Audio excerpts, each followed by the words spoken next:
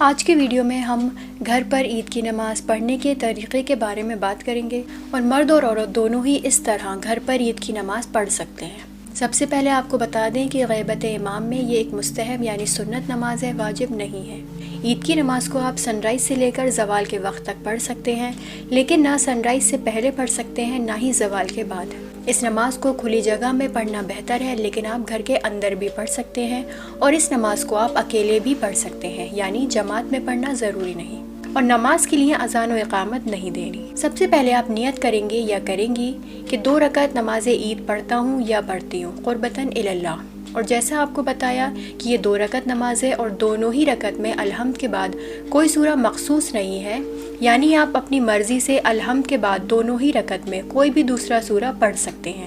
لیکن بہتر یہ ہے کہ پہلی رکعت میں الحمد کے بعد سورہ شمس پڑھیں اور دوسری رکعت میں الحمد کے بعد سورہ غاشیہ